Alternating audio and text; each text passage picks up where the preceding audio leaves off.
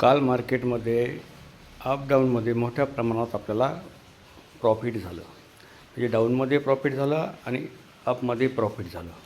मग काय, आज सकाळी आपण लवकर उठलो, मार्केटच्या अगोदर उठलो खरं, परंतु 9:08 आपल्या हे लक्षात आलं की bank Nifty gap up open होते आणि निफ्टी गॅप डाऊन ओपन होते.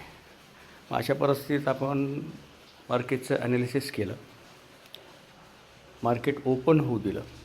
मार्केट जसं ओपन झालं, बँक निफ्टी प्लसवरून मायनसवर दिसून आली.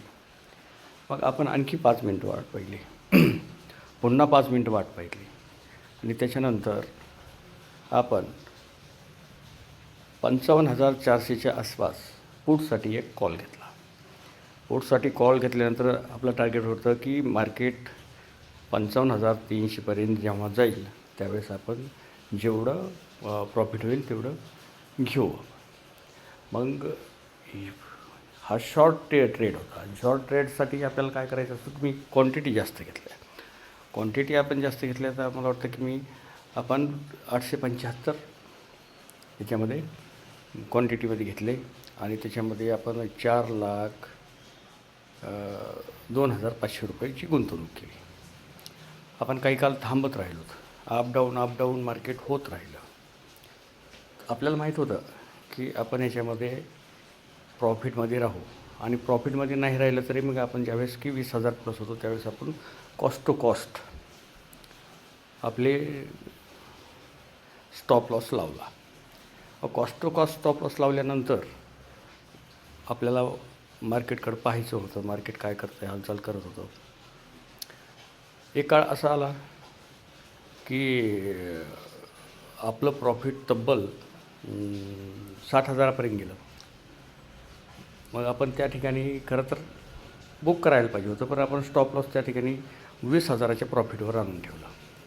कालचा विषय असा होता आपला की काल आपल्याला चांगलं प्रॉफिट झालं होतं, त्याच्यामुळं आपल्याला एक तर 30,000 रुपये घालायचे होते, नाहीतर 50,000 रुपये आपल्याला काढायचे होते, ही मानसिकता होती. मग आपण मार्केट पाहत राहिलो, मार्केट कुठपर्यंत येतं आहे. मार्केट 300पर्यंत यायला लागलं तर प्रॉफिट तर आपल्याला 25,000 रुपये व्हायला लागलं, 20,000 रुपये व्हायला लागलं. मग अशा परिस्थितीमध्ये मग पुन्हा म्हटलं की नाही, आता एक तर आपल्याला 20,000 घ्यायचे आहेत, नाहीतर मार्केट सोडून द्यायचे 50,000साठी.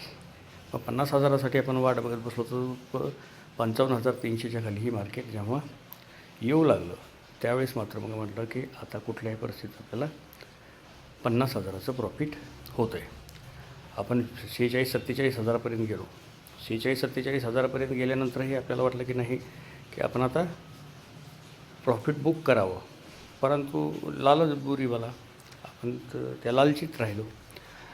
लालचीत राहिल्यानंतर आपलं प्रॉफिट तब्बल 60,000च्या आसपास जाऊन पोहोचलं होतं.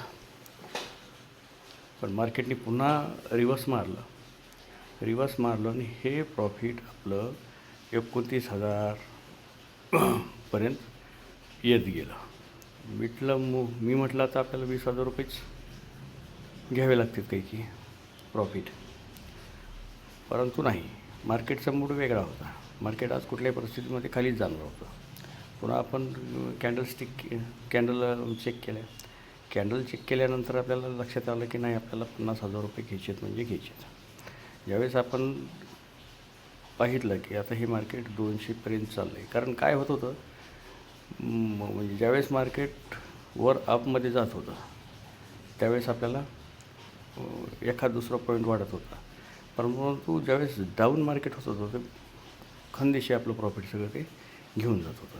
इथं 39,000 रुपयावर बी पुन्हा प्रॉफिट आलं आपलं, जे की 60,000वर गेलं होतं.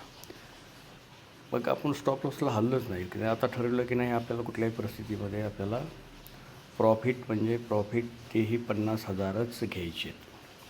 आपला हट्टा होता आज 50,000 रुपये घ्यायचे आपल्याला, आणि जसंच मार्केट 50,000 51,000च्या आसपास आलं तसं आपण प्रॉफिट बुक केलं.